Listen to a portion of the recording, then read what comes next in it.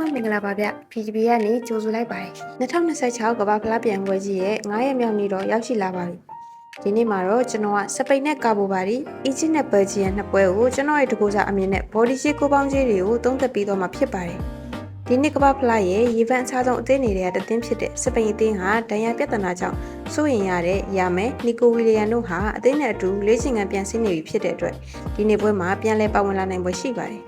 ကာဘိုဘာဒီအသင်းကတော့အာဖရိကဆောင်အသင်းဖြစ်ပြီးတမိုင်းတခြားပထမဆုံးခြေစစ်ပွဲအောင်လာတဲ့အသင်းမှာဒီနေ့ပွဲကလည်းမင်းညကစားသွားတဲ့ဂျာမနီပွဲလိုပဲစပိန်အသင်းဟာအုပ်စုပထမနဲ့နောက်တစ်ဆင့်ကိုတက်ဖို့အတွက်လိုအပ်တဲ့ရမှတ်ကိုတွေရတဲ့လောက်သွင်းပြီးအေးစိနိုင်သွားမှာပွဲမျိုးပါဒီနေ့ပွဲမှာတော့ကျွန်တော်ကစပိန်ဘော်ဒီနဲ့ဂိုးပေါ်နှစ်မျိုးစလုံးရွေးချယ်ထားပါတယ်နောက်တစ်ပွဲအနေနဲ့ကတော့ဘယ်လ်ဂျီယံနဲ့အီဂျစ်ပွဲစဉ်ဖြစ်ပါတယ်အီဂျစ်အသင်းဟာကမ္ဘာဖလားသမိုင်းတစ်လျှောက်၃ချိန်ကိုရောက်ရှင်ပြန်ခဲ့ဦးပေမဲ့ပြန်ပွဲတစ်လျှောက်နိုင်ပွဲလုံးဝမရသေးတဲ့အသင်းပါဒီနေ့ပွဲမှာဒီမတန်းဆိုးရီကိုကြောဖြတ်နိုင်မလားစောင့်ကြည့်ရပါမယ်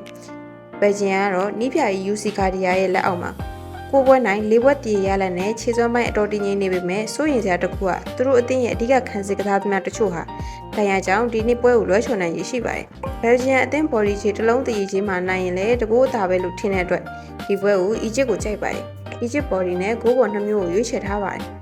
ဒီနေ့ကျွန်တော်ရွေးချယ်မှုတွေကိုကျဉ်းချုပ်ပြန်ပြောရရင်စပိန်နဲ့ကာဘိုဘာဒီပွဲကိုစပိန်ဘော်ဒီနဲ့ဂိုးပေါ်ဘယ်လ်ဂျီယံနဲ့အီဂျစ်ပွဲကိုအီဂျစ်ဘော်ဒီနဲ့ဂိုးပေါ်ကိုရွေးချယ်ထားပါတယ်အဆုံးထိကြည့်ပြီးတဲ့ညီကိုများအားလုံးကိုကျေးဇူးတင်ပါတယ်ဗျာနောက်ဗီဒီယိုမှာပြန်တွေ့ကြမယ်နော်